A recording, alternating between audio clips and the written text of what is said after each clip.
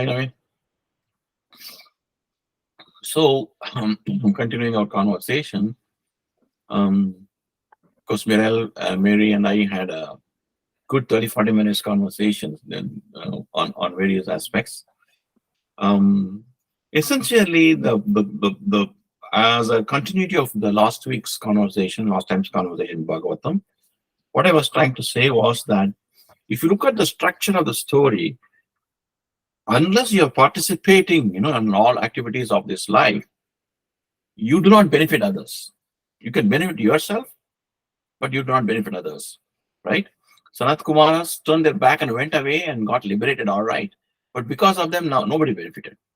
On the other hand, Kardamarishi was involved in activities. He got married, he had children. Kapila Muni was born, and he is teaching his mother the Sankhya philosophy. He is not really teaching his mother, he is giving out for the entire world. Yeah? Like that's why if you continue from the last session, where Vishnu himself assured that he will be born as his son to teach these things. That's why Maitreya continues, Bhagavantam Param Brahma Satte Nam Shaya Satruhan Tatta Sankyan Sankyan Vijnapte Jatam Vidvanaja Swarat. To teach, just to teach the Sankhya, right? The God himself appeared as Kapila. As that's what the assurance of Vishnu also was. Yeah. Vedaha Madhyam Purusham Avathirnam Swamayaya Bhutanam Shevadi Deham Vibhranam Kapilam Mune. Therefore, just to teach this knowledge, Bhagavan refers to Vishnu, took the form of Kapila, of Kapila's body. So this is the secret of life. As we mentioned sometime back, if the problem is because of the past karmas, past our janmas, occurrences, karmas, which develop tendencies, which influence our guna balance, impacted the guna balance, and therefore we are born in a particular way. If this logic is correct, the only antidote is a counter logic, counter activities. If one type of activities created tendencies which impacted the guna balance, and therefore we have become quote unquote bad, we need to correct it by another set of activities, which will rebalance the guna mix so that we become better than before. But then activities, whether, as they say, manasa, vacha, kaya, either in mind or in words or in physical body, for doing that, you need a body. No body, no physical direct activities. No body means no mind, no words. Therefore, that is why, as I mentioned last time, this life procreation is considered to be a yajna, or the righteous religious activity, spiritual activity. That's how it is defined, right? And another point we learn from this story is Eshwara Vishnu giving an assurance that when the world requires a particular knowledge or wisdom, I myself will be born to somebody as a son. In Indian thought process, there is nothing called immaculate conception. There's nothing. You have to be born like anybody else, period. That's the only way you can get a body. So Vishnu says, I will come myself, will be born to you, the Kardamarishi, as a son, who will teach your wife, that is Devahuti, and in the guise of teaching the mother, I will give this knowledge to the entire world. Yeah. So what does Kardama do? As was told by Brahma, he's got 9 daughters. All of them were married out to different rishis, right? And he's about to, if you remember, he's about to go back to forest. Give up everything and go to forest. So he tells his wife, Aho papachya mananam narayo Swarai Mangalaihi Kalene Bhuyasa Nunam Prasidantiha Devataha. The very interesting point you see here. He says,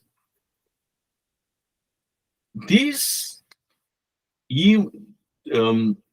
people get into suffering and entanglement because they make wrong choices. Right? Papacha Mona Nirayo Swarai Mangalaihi. It's all your own making.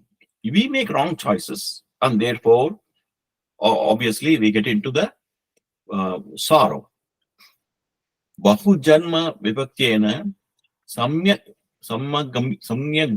Yoga Samadhina Trushtum Yatante Yataha Shunya Gareshu Yat Padam. After several lifetimes of effort, right? The yogis get into the ability to enter into samadhi. And during the samadhi period, they are able to focus their mind only on Ishvara. Sa eva Bhagavan Adya Helanam Naganyam Naha Griheshu Jato Gramyanam Yaswanam Paksa Poshanaha. Right? Sa eva Bhagavan Adya. When this is the situation, when yogis spend lifetimes trying to perfect this yoga and get into samadhi so that they're able to see Ishvara, when that being the case, sometimes, Ishvara becomes kind and appears on his own to people like me. When Kardama talks about himself as a very ordinary person, because he wants to help us out, right?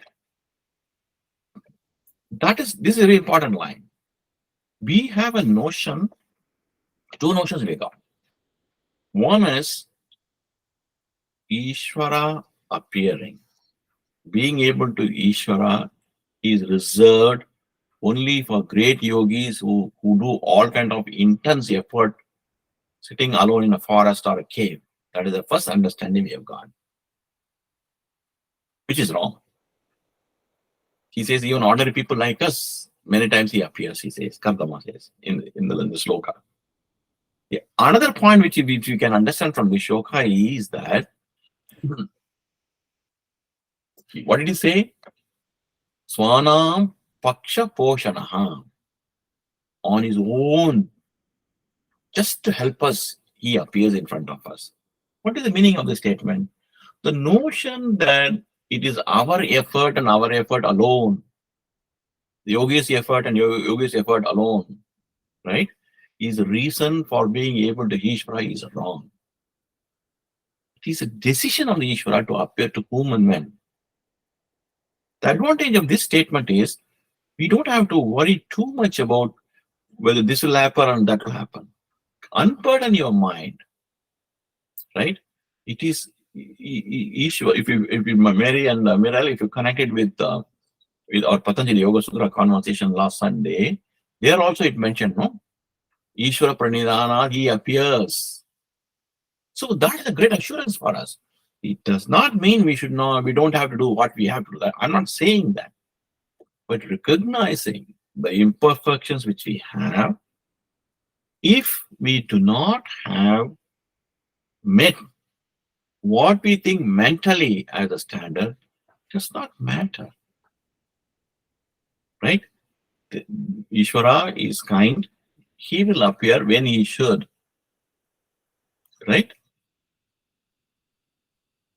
Then he says, then he addresses God, that is Ishvara. Tanyevata abhirupe rupani bhagavan staha yani cha rochante swajana nama rupinaha. This is a very, very important statement for us to understand, because this will probably help us when dealing with so many different viewpoints. Na anyevate virupani. Though you do not have any form, really speaking, Rupani Bhagavan Staha. Yani cha rochante means whichever way a person devoted thinks about. Whichever way. Yani means whichever way. Rochante means imagines, thinks about Swajana Nama Rupinaha, you will achieve that form. Right? This is very important because this helps us cut across, in fact, today also we talked a little bit about, various different ashrams and churches and temples and being satisfied, being not dissatisfied, etc. It does not matter. Like what that's our machine operator taught me from India through Facebook. It does not matter. If you think about in a particular form, if you think about Ishvara in a particular form, he will appear in that form to you. Why? Because na anyevate abhirupani, because you do not have any form. Like for example, in science we know that air is not visible. It does not have a shape of its own. But if you pump air in a square balloon, it becomes square. In a circular balloon, it becomes circular. It assumes the form which you want. That is how it is. Water, you can put in a square, what do you call it? Cylindrical beaker, it becomes cylindrical. Round spherical, it becomes round. So if from this nature, that's what we have to learn. It assumes the form which you want. Right? Yani yani cha rochante, whichever way you want to assume. Why is this important is our mind, instead of following what is taught to us, at least 50% to 70% time we are always comparing and saying why it is not happening this way or that way, or we are commenting on somebody else saying, oh, look at them, they are believing this God. We make fun of others, right? All those things are waste of time. It does not matter. Why? Because na anyevate abhirupani.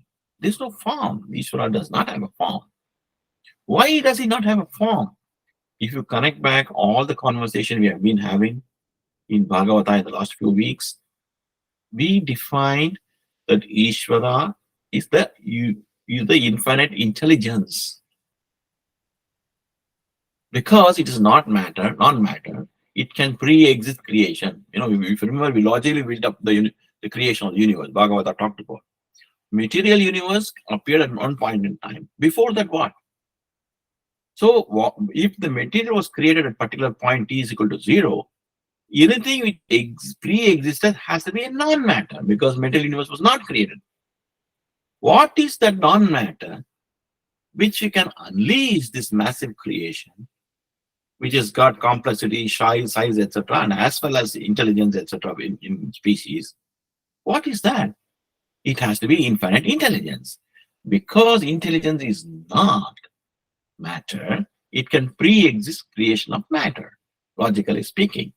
Therefore, they define first quality of Ishvara is defined as infinite intelligence. At the same time, if that Ishvara concept is supposed to be able to help anybody, anytime, any situation, any problem, that means that person must be omnipresent.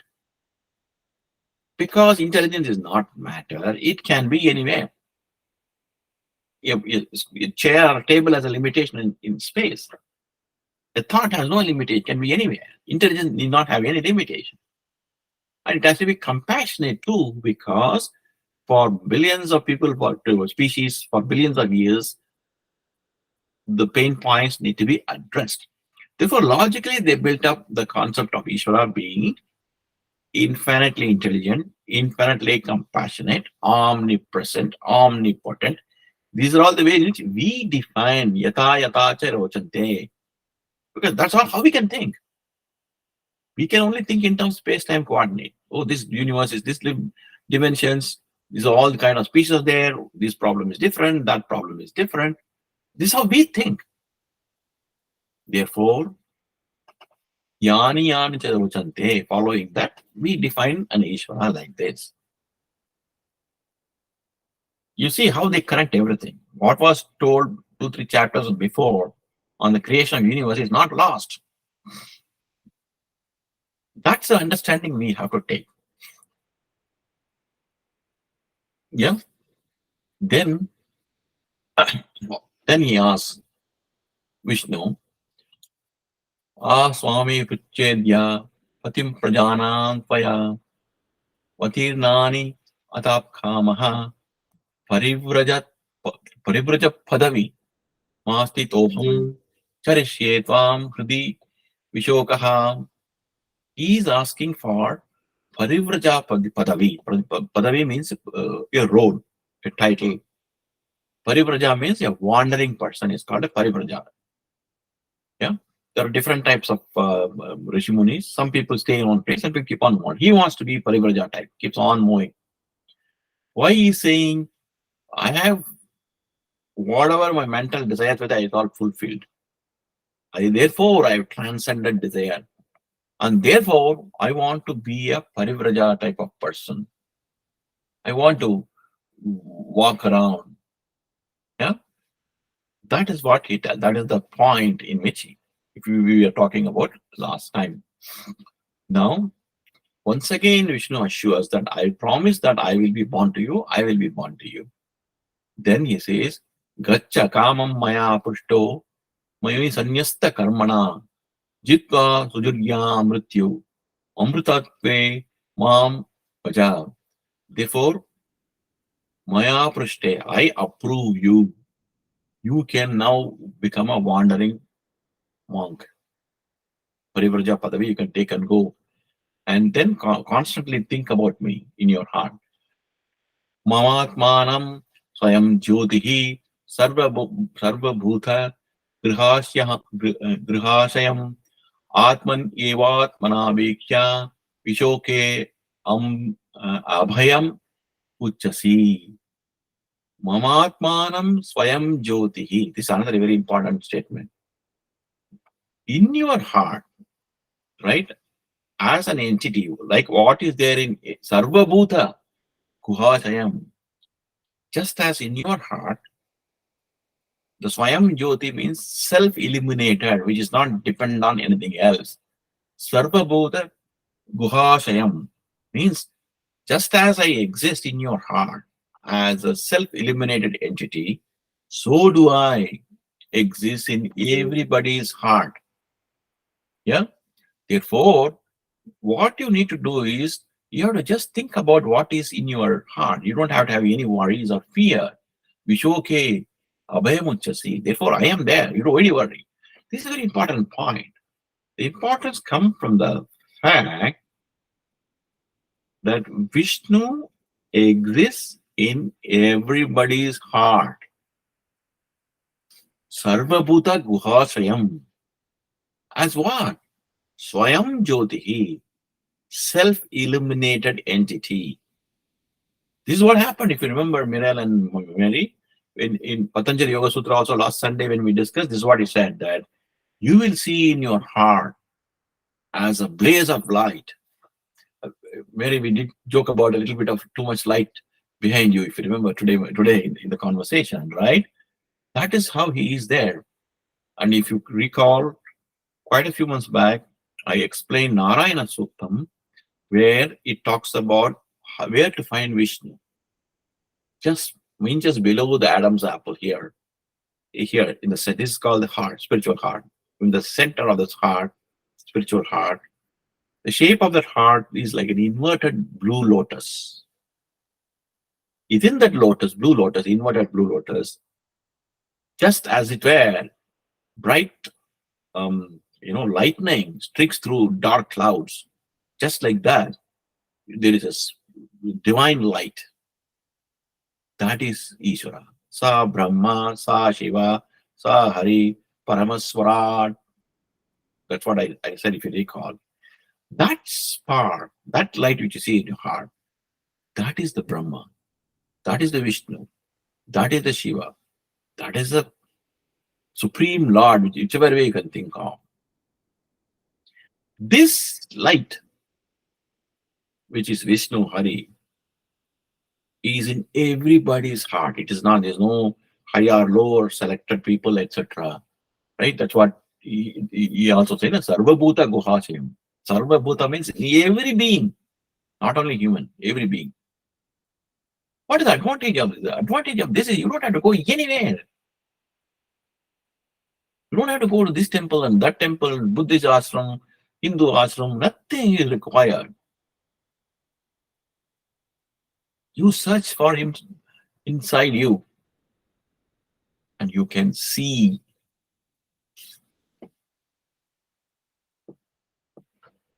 Okay. This is what is very, very important. Right?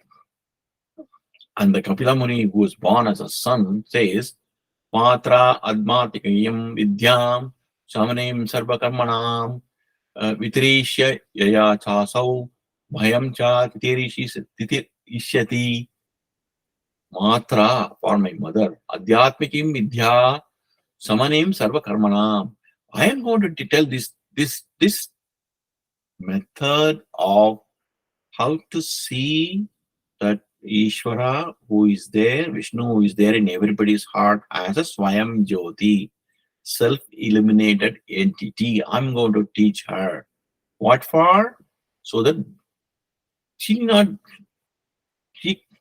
can, without fear and without being touched by sorrow, she can lead her life, rest of her life. For this sake, I'm going to teach.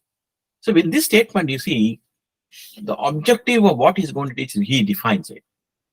What he's going to teach, why he's teaching this, and what at the end, all these things he has mentioned as if he's addressing his mother. He's teaching this because not an imaginary stuff. Sarva Bhutha Guhashayam, Vishnu lives as a Swayam Jyoti, self-illuminated entity. Therefore, I'm not going to teach anything imaginary. Vishnu is there in all your heart as a self-illuminated entity. You're not able to see it. So I'm going to teach you how to see it. What for?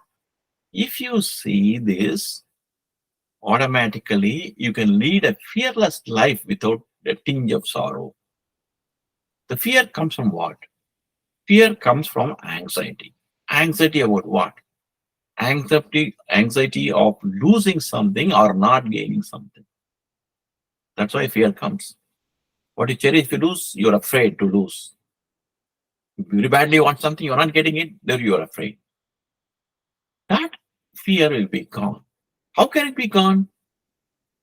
Not by a mere statement.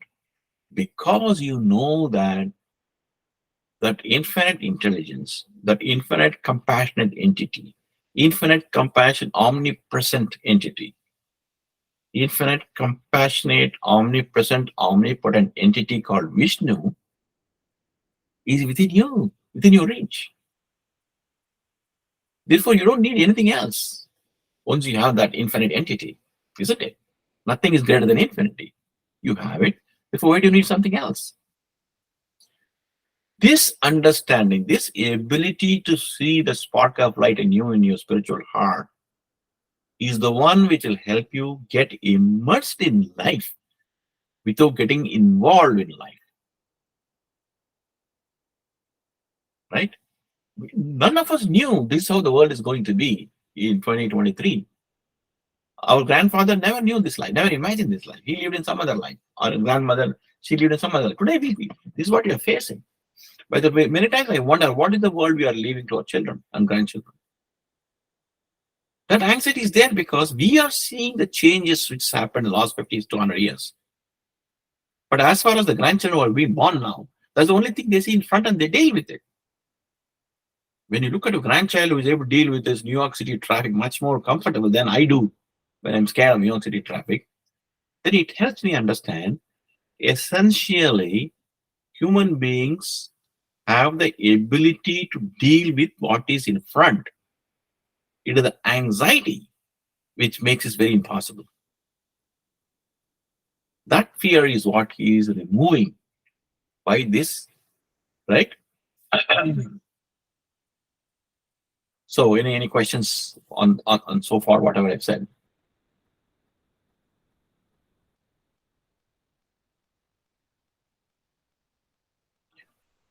I mean, you can. I have a few questions. Yes. I mean, shall I store for the end of the class, or I can ask? No. It's already 6:40. So. All right. Okay. 7 o'clock, we have hard stuff because both of them have got other commitments. So Sure. you can ask now. So you said Vishnu or the God will be in everybody's heart.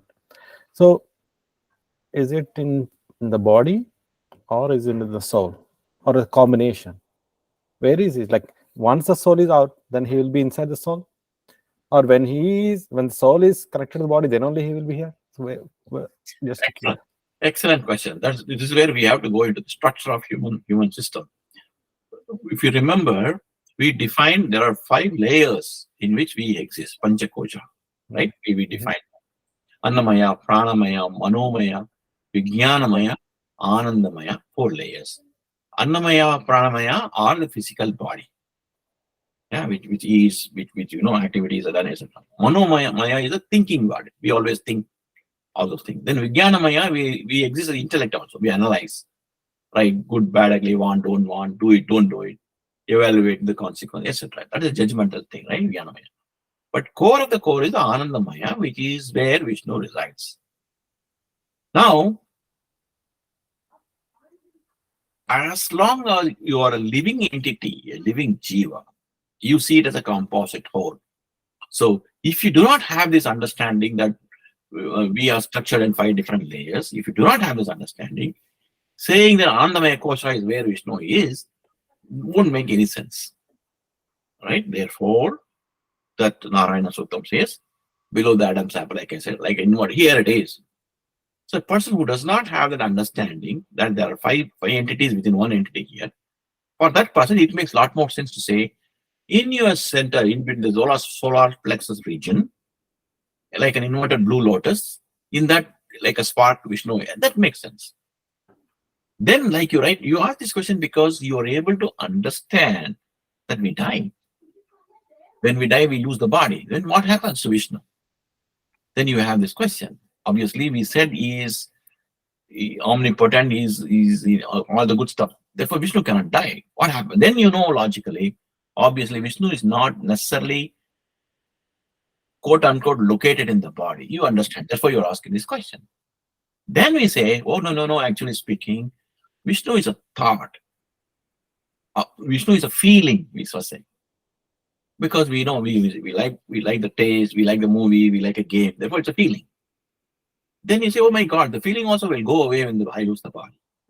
Then we say, no, Vishnu is a thought. Manomaya Kosha. Then we say, what happens to your dead body? Does it think? Not likely. And therefore, what happens to Vishnu then? Then Vishnu is a entity, intelligent entity which decides things.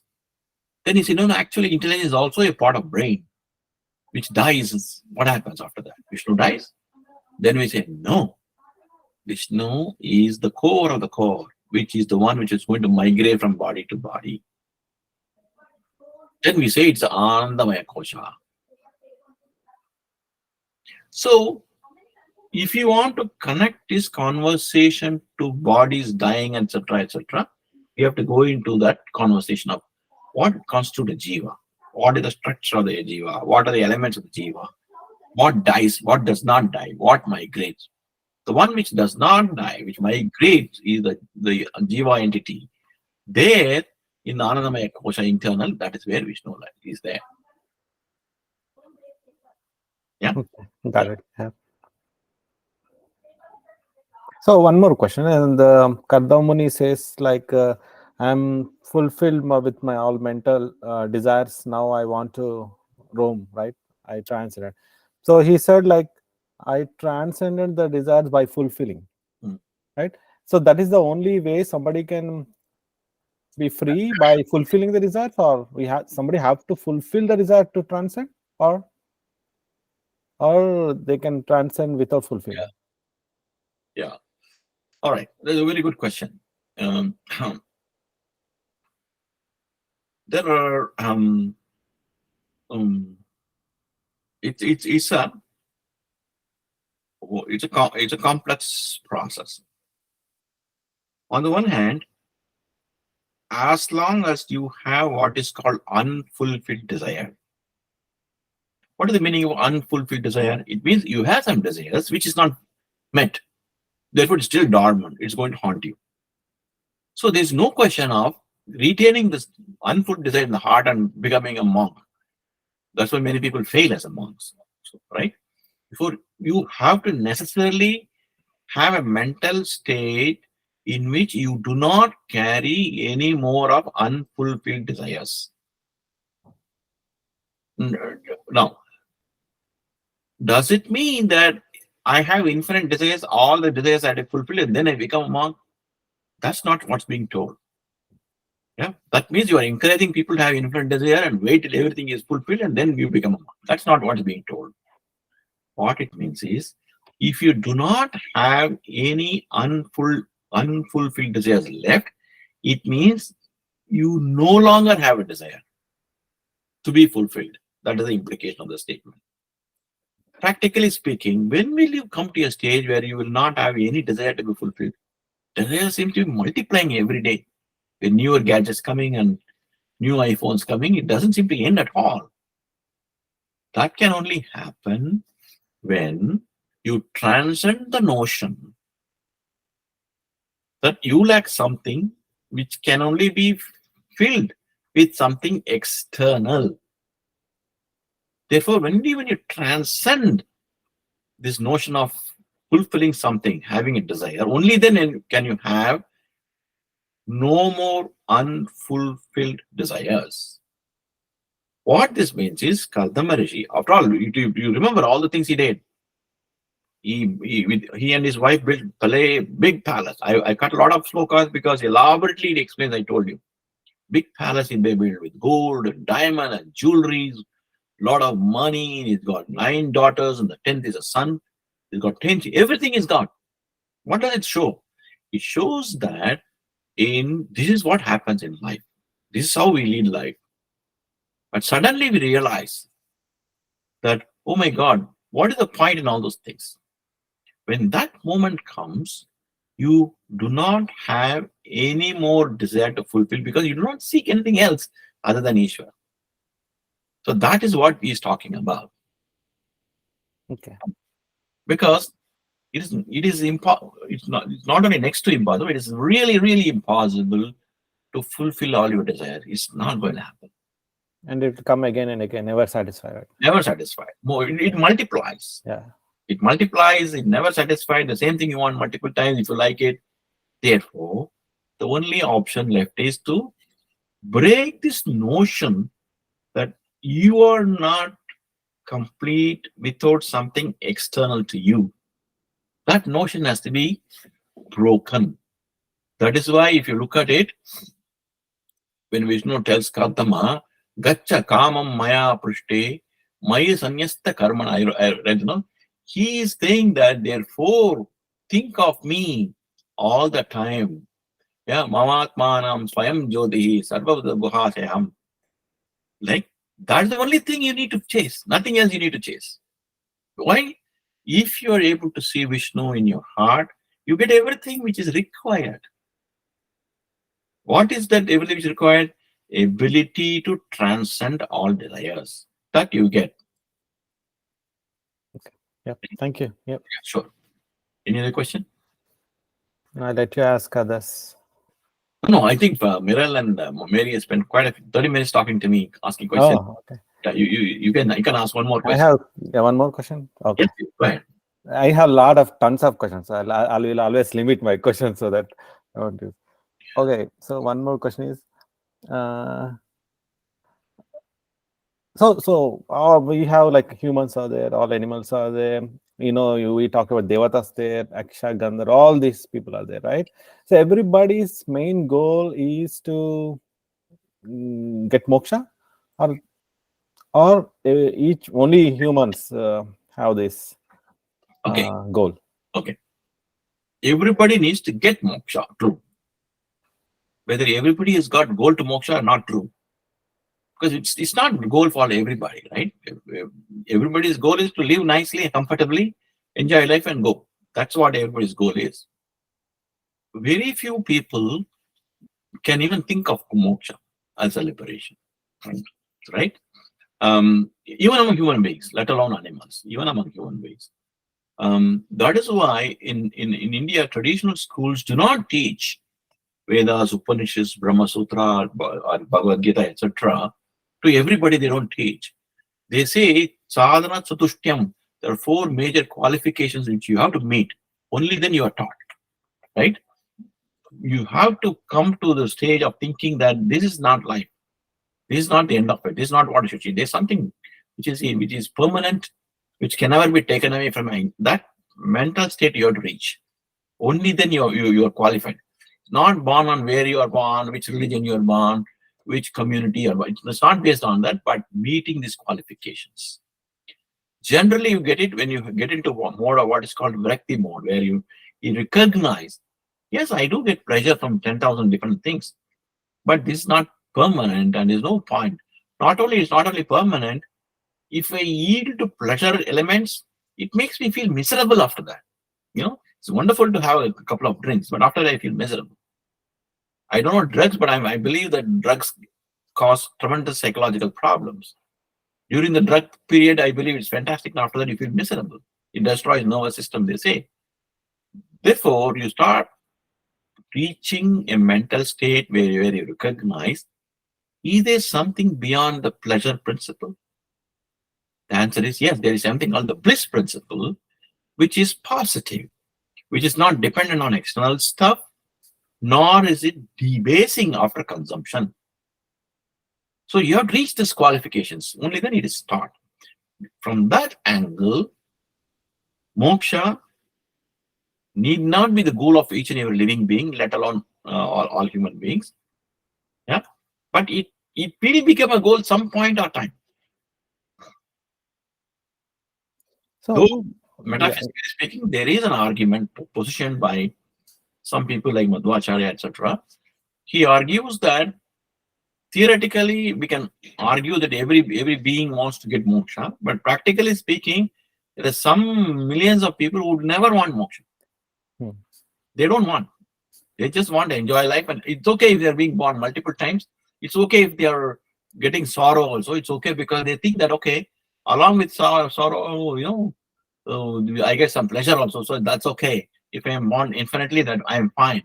There are people like that, and therefore, for them, the cycle of birth will never break.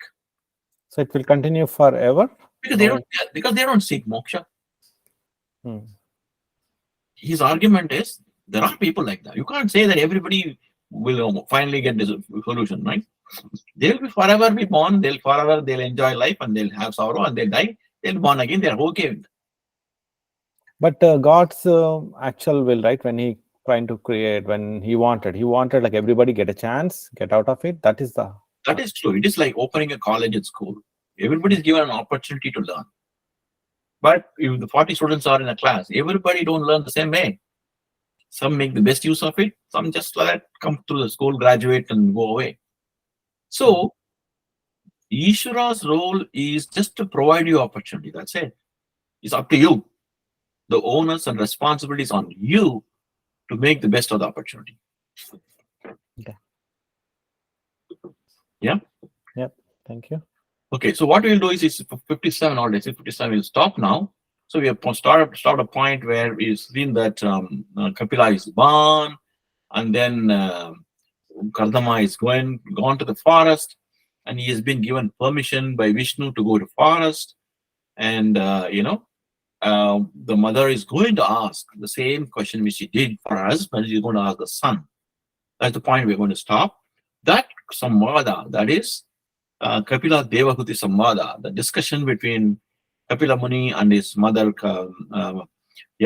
Devahuti, is where we're going to take the next class. So, if you look at it, it looks like anybody's household, mother and son having that conversation. That's how it is going to be.